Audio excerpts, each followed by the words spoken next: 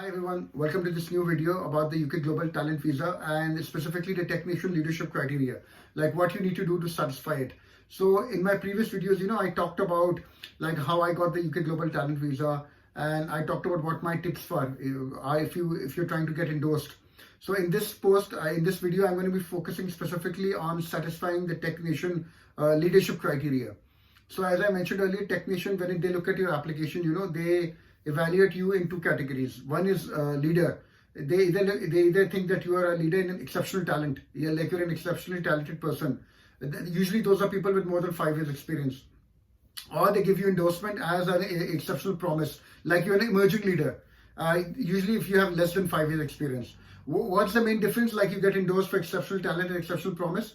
Well, if you get exceptional talent, you can apply for settlement in the UK in 3 years, and if you get exceptional promise, you can apply after 5 years. So, and 2 years can make a lot of difference, So that's why you really need to focus on it, and it's always better to get endorsed for exceptional talent. It will make your life and settlement quite easier. So I got endorsed for exceptional talent, and I just want to focus on how I satisfied the technician leadership criteria. Now they have a long list. If you go to their application, the technician visa site, they have a long list on how you prove the fact that you are a leader, But the main thing is that you have to prove to your skills and achievements within the past 5 years.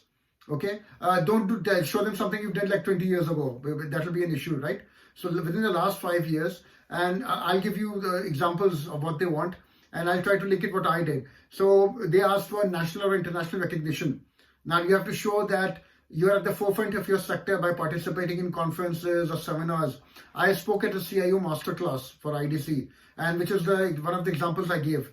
Okay, and it's great if you have news clippings or articles about the event, showing how many people were present, how many speakers were there. If it's a virtual event, most of them nowadays are virtual events only. You can contact the organizers for size, attendance, and all that, right? You can have newspaper clippings, articles about your work in the sector, like you've been interviewed, or something in the news has been featured about you, how you contributed to digital technology company. You can present that. Please be careful. It has to be about you, not the company. Okay, be specific what you did to be mentioned, what your achievements are. Okay. Apart from that, you can awards and achievements, like if you've been received awards and plaques and all that, which are nationally or internationally recognized. It's a great evidence to provide. Again, this should be to you, not the company, okay? For my application, I presented my CIS of the Year award, which I won in 2019, and that was accepted. Another thing you can present is high salary. So if you have a salary which is considered high as per the market, then you can mention that as one of the evidences, You can show your employment contract, and you can, show with the salary benchmarks reports, proving that you are like on the higher salary scale.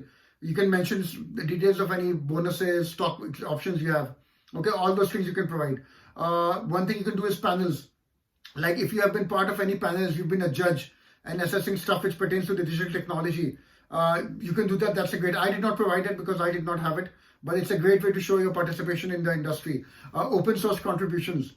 So you can participate if you've been like contributed to any GitHub open source project outside of your job, then that's another evidence. Make sure you have to show how many commits are there, how many downloads happened, and you really have to show that it's you. It's not just the company which was doing it, okay? And lastly, publications. Like if you've been published material in a professionally recognized publication which pertains to the digital technology sector, you can provide the same as leadership evidence.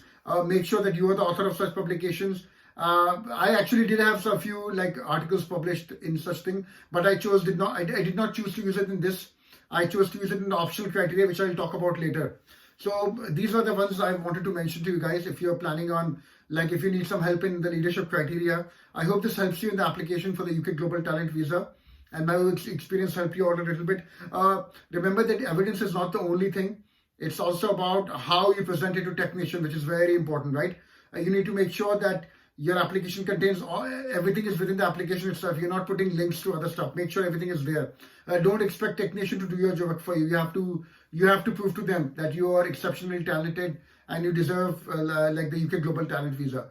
So these are pretty much a summary of my experiences and what I did to get it. If you feel I could touch upon something else, please do let me know. Please do subscribe to this channel, guys, so that you get notified of new videos. And good luck to you in your UK Global Talent Visa application.